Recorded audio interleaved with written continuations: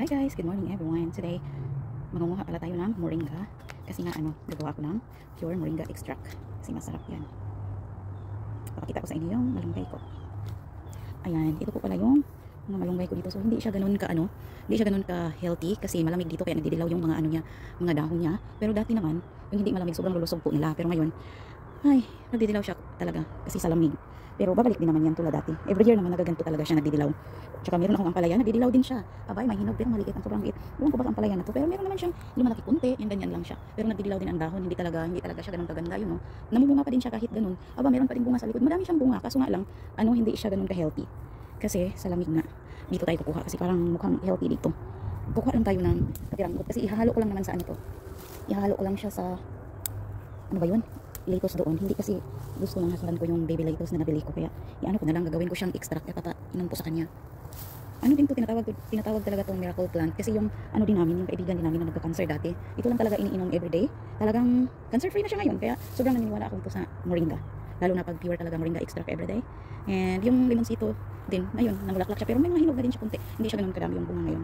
So, let's go. Pasok na tayo, meron na tayong makuha. Na tayo at gagawa na tayo ng extract. Yan, ito nga pala yung nabili kong pang salad na ayaw niya. Gusto niya yung iba. Kaya, so, gagawa natin ng paraan para makain niya yan at with moringa. So, try natin ito ang gamitin. Kung hindi dito, hindi pwede or hindi talaga siya kakatas, ililipat natin sa blender mamaya, pero ito try natin to. At saka hugas na po ito ha, malinis na po ito. Oops, tignan nyo lang naman. Bakit naman laging tatanggal ay. Okay, ito try natin gamitin si Haring Ninja. Gusto ko to kaso maliit lang siya. Hindi naman siya ganoon kaliit. Hindi tulad yung isa kong nabili. Nakabili ako ng isang sa Timo naman yun. Kaso yun talaga ang pinakamaliit. Try natin ito. Subukan kung kakayanin. Sana kayanin. Para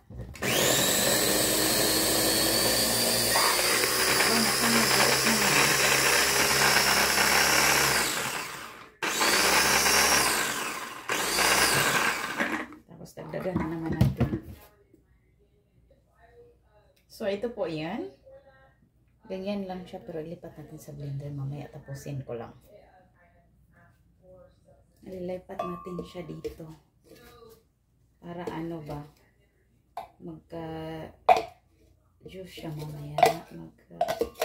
Para magkakata siya at least hindi na ganun kahirap blend mamaya. At tapusin lang natin. So, ito na po yung last. Iyan natin.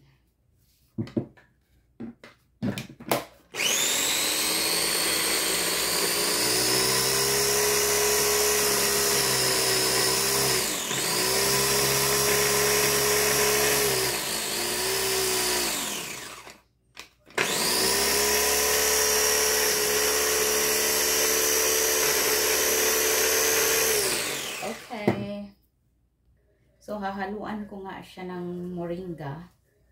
Kaya, lilinisan muna natin ito. Tatanggalin muna natin siya sa tangkay niya. Para, natin, masabay ng blend. At ipapainom natin sa kanya mamaya. Hindi kasi siya masyadong, ang asawa kasi, hindi siya masyadong nagkain ng gulay talaga. Karne yan palagi, karne. Bihira yung kahit prutas. Kaya, ang ginagawan ko siya ng na lang ako, nag-smoothie, ganyan yung mga ginagawa ko. Kaya ito ngayon, medyo hindi niya magustuhan yung lasa talaga ng malunggay. Pero wala siyang choice eh. Wala siyang choice kasi ginagawan ko talaga siya. Pero sa ano naman, kapag gagawan ko naman siya, talagang iniinom niya kahit yung mukha niya. Talagang mahalata mong hindi niya nagustuhan yung lasa ba.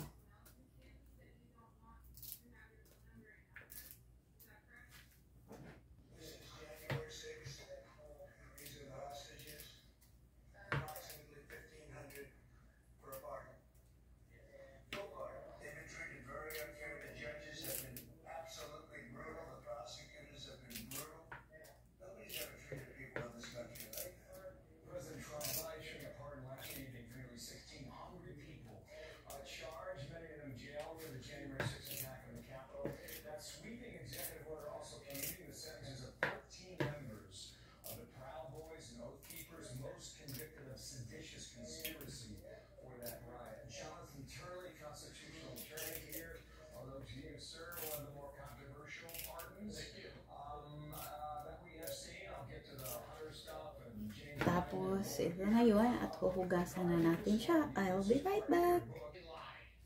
So, since nahugasan na natin, ilalagay na naman natin dito. Mahirap kasi siya i-blend kapag talagang ganito lang lahat. Kaya ilalagay natin dito.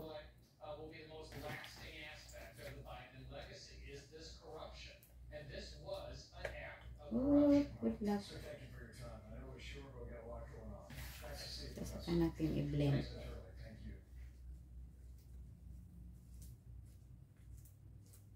Oops.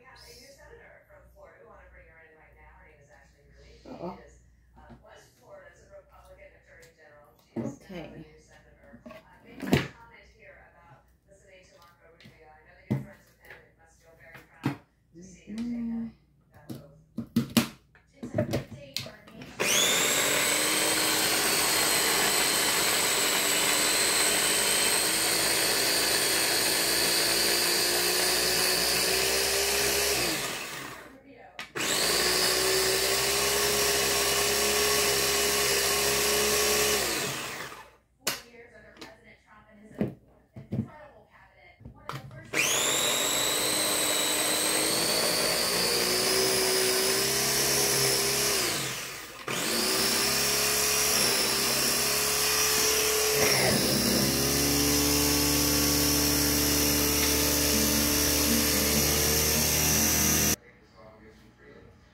Okay guys, ito na yung lahat yung moringa.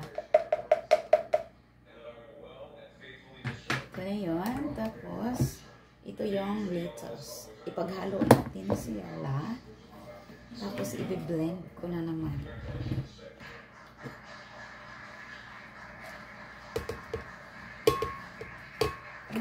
Talagang meron pang buo-buo konti.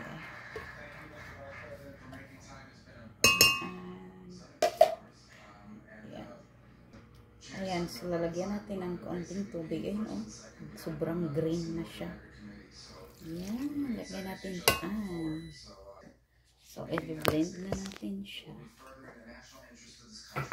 Ay.